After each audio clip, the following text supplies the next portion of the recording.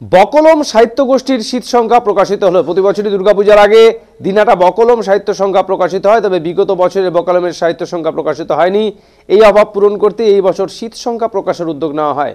শুক্রবার সন্ধ্যায় দিনহাটা পায়োনিয়র ক্লাবে এক বর্ণাঢ্য অনুষ্ঠানের মাধ্যমে এই সংখ্যার আনুষ্ঠানিক প্রকাশ করা হয়।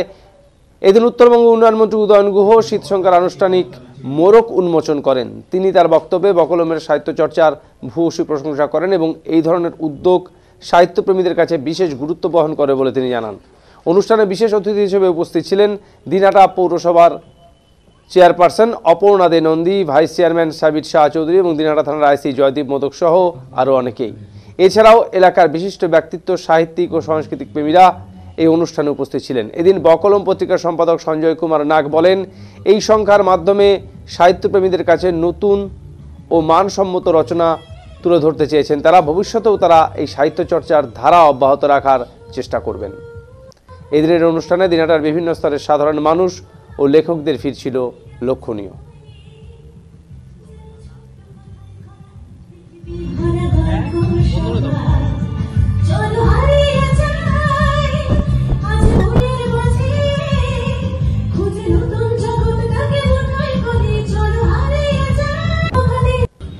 আছেন অরবিন্দ ভট্টাচার্য, উনি কুচবিহার সাব ডিভিশনাল প্রেস ক্লাবের প্রেসিডেন্ট।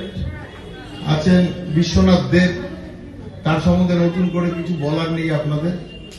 উনি আমাদের প্রত্যেকটা অনুষ্ঠানে এসে উৎসাহিত করেন। আছেন আমার দাদা নিগমানন্দ সারস্বত উচ্চ বিদ্যালয়ের প্রধান শিক্ষক। আর বিয়ের সময় অনেক সময় হয় কি, বিয়ের লগ্ন পার হয়ে যাওয়ার আগে ঘট স্থাপন করে রাখতে হয়।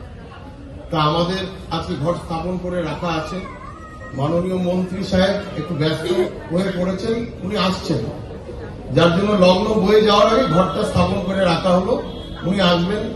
উনি শুধু মন্ত্রী নন এবং আমাদের অভিভাবকই নন, উনি দিনহাটার বিধায়কের সাথে সাথে উনি খুব বড় লেখকও বটে। কারণ ওনার লেখা আমরা হামলে পড়ি সমস্ত ক্ষেত্রে। ওনার সমস্ত লেখাগুলো দুটো বইয়ে আকারে বেরিয়েছে। একটা হচ্ছে সোজা পথের পথিক, সেটা হচ্ছে সোপান থেকে বের হয়েছিল, আর পরে মাঝখানে একটা বেরোলো যেটা হচ্ছে udoyanguh.com, সেটা চন্ডাল বুকস থেকে বের হয়েছে।